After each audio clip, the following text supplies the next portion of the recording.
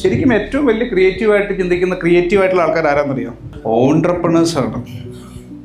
ഏറ്റവും വലിയ ക്രിയേറ്റീവായിട്ടുള്ള ആൾക്കാരെന്ന് പറയുന്നത് ഓൺട്രപ്രണേഴ്സാണ്. അപ്പം അങ്ങനെ നോക്കുകയാണെങ്കിൽ ലോകത്തിലെ ഏറ്റവും വലിയ ക്രിയേറ്റീവായിട്ടുള്ള ആളാരാ? അല്ല, ഇന്ത്യയിലെ ഏറ്റവും വലിയ ക്രിയേറ്റീവായിട്ടുള്ള ആളാരാ? കേരളത്തിലെ ഏറ്റവും വലിയ ക്രിയേറ്റീവായിട്ടുള്ള ആരാടാ? ഞാൻ പറയും കേരളത്തിലെ ഏറ്റവും ക്രിയേറ്റീവായിട്ടുള്ള ആള് യൂസഫ് അലി സാർ ആയിരിക്കാം. ഇന്ത്യയിലെ ഏറ്റവും വലിയ ക്രിയേറ്റീവായിട്ടുള്ള ആള് അംബാനി ആയിരിക്കാം, മുകേഷ് അംബാനി ആയിരിക്കാം. ലോകത്തിലെ ഏറ്റവും ക്രിയേറ്റീവായിട്ടുള്ള ആളുകൾ അല്ല, അന്ന് ആലോചിച്ച് നോക്കി. അല്ലേ, ശൂന്യതയിൽ നിന്ന് അവർ സൃഷ്ടിച്ചെടുക്കുകയാണ് ബിസിനസ് കോൺസെപ്റ്റുകൾ, ബിസിനസ് മോഡലുകൾ. അതൊരു ക്രിയേറ്റീവായിട്ട് വിഷ്വലൈസ് ചെയ്ത് ഇമാജിൻ ചെയ്യാൻ പറ്റുന്ന ആൾക്കാർക്ക് മാത്രമേ ചെയ്യാൻ പറ്റുള്ളൂ. അപ്പം നമ്മളെല്ലാവരും ക്രിയേറ്റീവായിട്ടുള്ള ആൾക്കാർ. എന്തുകൊണ്ടാണ് എല്ലാവരും ബിസിനസ്സിൽ സക്സസ് ആവാത്തത്? ബിസിനസ് എന്ന് പറഞ്ഞാൽ എല്ലാവർക്കും പറഞ്ഞിട്ടുള്ള ജോലിയല്ല.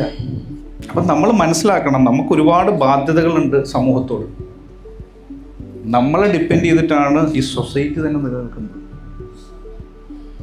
ഇത് വെറുതെ ഒരു ടൈം പാസിന് ചെയ്യുന്ന ജോലിയല്ല, ഏറ്റവും പവിത്രമായ ജോലിയാണ്.